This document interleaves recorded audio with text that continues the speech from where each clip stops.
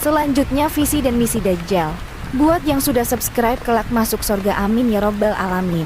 Freud dan Comte sangat kuat pengaruhnya pada dunia ilmiah, sehingga pengetahuan ilmiah menjadi kehilangan aroma spiritualnya. Sedang Karl Marx kuat pengaruhnya pada politik. Karena Marx lah komunisme tersebar ke seluruh dunia. Baik pengetahuan ilmiah ataupun komunisme, sama-sama ateis dan menuhankan manusia.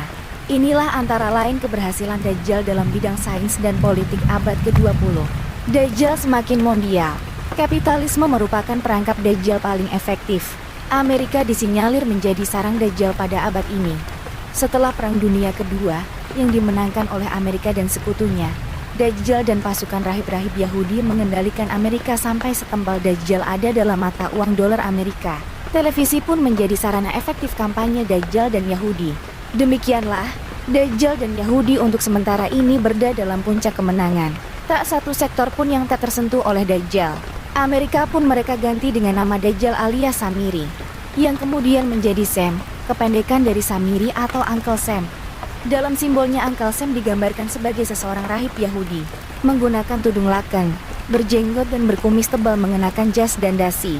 Namun di balik itu, kekuatan muslim yang mendasarkan pada iman, tumbuh kembang dari berbagai kalangan, bergairah mengamalkan agama.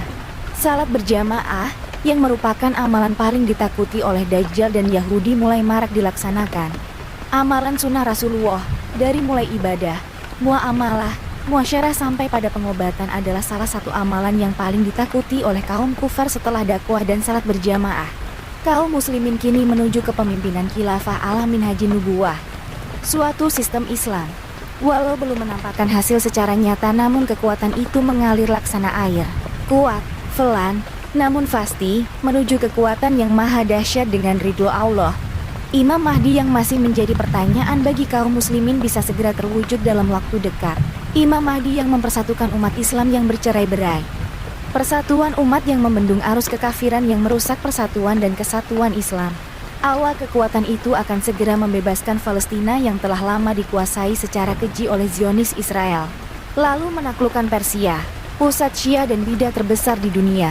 Bahkan Dajjal akan keluar di negeri ini, di negara bagian Isfahan, Persia. Turki sekuler menjadi sasaran selanjutnya. Dalam struktur Masonik internasional, Turki dimasukkan sebagai suku ke-13 dari ras Yahudi. Ras Yahudi yang jumlahnya 12 menjadi 13 setelah mendapat tambahan dari ras bangsa Turki. India menjadi target selanjutnya. Inilah pusat kegelapan dunia di zaman modern. Saat orang telah meninggalkan penyembahan pada binatang, India masih menyembah binatang. Niscaya India merupakan miniatur bangsa kuno di abad modern. Pada masa Imam Mahdi, 1 miliar penduduk India akan masuk Islam. Selanjutnya adalah bangsa Kirman. Demikianlah Rasul menyebutkan, ciri-ciri orang Kirman adalah bermata sipit. Ini mengisyaratkan kepada bangsa yang berada di Asia Timur yakni Cina, Jepang, Mongol dan sebangsanya. Sampai pada saatnya nanti Imam Mahdi bersama Isa bin Maryam akan mendatangi Bani Rum, yakni suku bangsa Eropa dan Amerika yang telah menjadi pusat penyesatan perusakan agama yang berpusat pada bidah dalam tradisi agama Abraham Nabi Ibrahim. Saat inilah Isa dan kaum muslimin yang akan menghancurkan ajaran penyesatan mereka yang bersimbol kemusyrikan dan merupakan bidah besar dalam tradisi Abrahamik. Selain itu juga akan memusnahkan babi yang pernah dihalalkan oleh ajaran mereka. Saat inilah mereka akan masuk Islam dalam keadaan terhormat ataupun terhina. Setelah ini manusia terbagi dua yakni Islam dan Yahudi. Mengapa demikian? Karena seluruh manusia telah memeluk Islam, kecuali bangsa Yahudi. Bangsa yang kini tidak lebih 12 juta ini memilih mati daripada harus memeluk Islam. Akhirnya mereka dibunuh oleh kaum muslimin tanpa kecuali. Hingga akhirnya kaum Yahudi lari terbirit-birit sambil terkenciang-kenciang dan bersembunyi di balik bebatuan dan pepohonan. Anehnya, saking bencinya batu dan pohon itu atas orang-orang Yahudi, mereka pun memberitahukan tempat persembunyian mereka. Pada penaklukan itu pula, Dajjal keluar dari persembunyiannya. Yakhruju Dajjal min Isbahan ma'asabina junudan min al-Yahud. Akan keluar Dajjal beserta 70.000 pasukan Yahudi dari Isbahan. Dajjal disokong oleh 70.000 ulama jahat, para wanita bugil telanjang, para artis dan pemusik.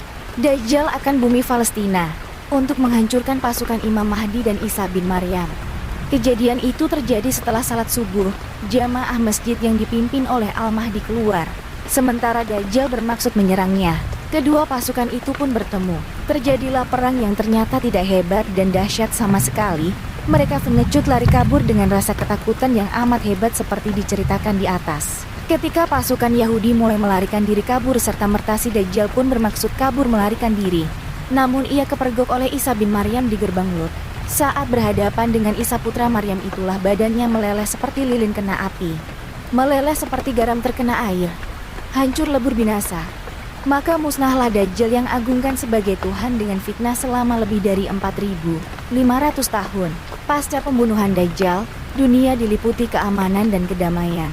Kemakmuran dunia dipimpin oleh Indonesia sebagai negara muslim terbesar dan pemimpin yang adil, kuat dan saleh. Itulah Al-Mahdi. Dialah khalifah terakhir kaum muslimin dan dunia. Khilafah alamin haji nubuwah. Wassalam. Beri like bila suka dan jempol ke bawah bila tidak suka. Terima kasih, Grace.